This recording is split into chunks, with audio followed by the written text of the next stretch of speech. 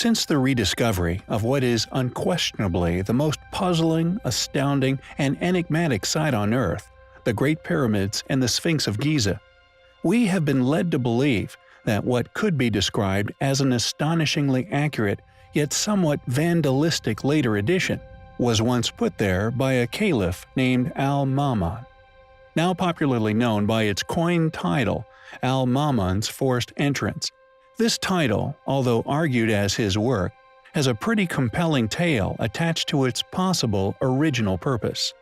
When one actually looks into what an incredible achievement this tunnel once was, it becomes apparent that it was cleverly bored by an ancient people, far more advanced than a 9th century caliph. Additionally, possible hypotheses have been put forth as to its origins by individuals who may have known of entrances into the pyramid. We in the modern world have either lost knowledge of or have been prevented from knowing about their existence. Hinged doorways made of stone, perfectly counterbalanced to allow an average-sized man to open and close them.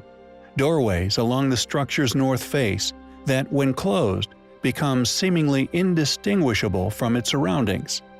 Are there still secret entrances along the pyramid's northern side? Quote, "The Great Pyramid, a little way up on one side, has a stone that may be taken out, which being raised up, there is a sloping passage to the foundations." End quote. Written by Strabo in Pyramids and Temples of Giza, Flinders Petrie. Yet regardless of these additional, highly compelling investigative leads put forward in addition to an explanation for the tunnel's existence, its remarkable accuracy remains a tough thing for supporters of academia's tale of events to explain.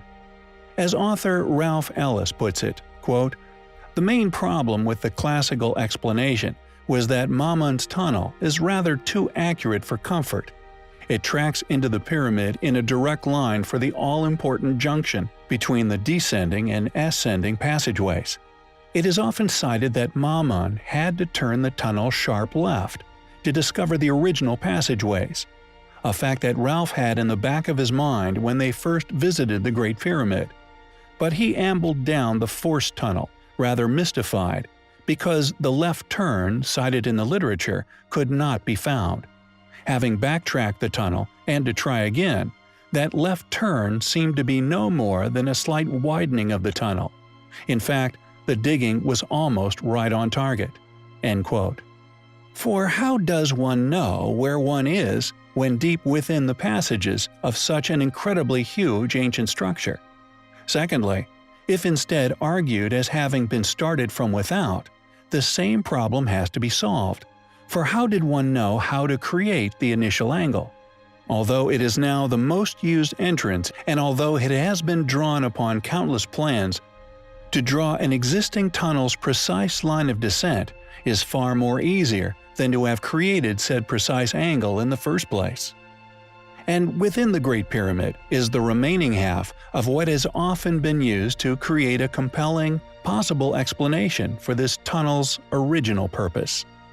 Known as the sarcophagus of Khufu, an anomalous object found within the pyramid, an artifact we have covered in the past. No one can explain how this giant stone object came to be within the pyramid. It would not have fit through the existing entrance tunnels.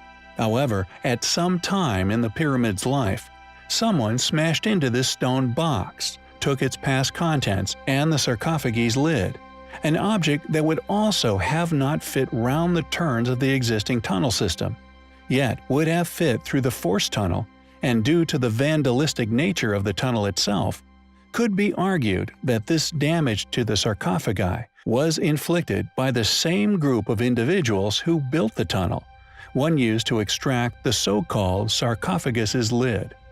Is this the real past purpose of the tunnel? And if created by a caliph in the 9th century, how did he tunnel so accurately on target? And additionally, where is this lid now?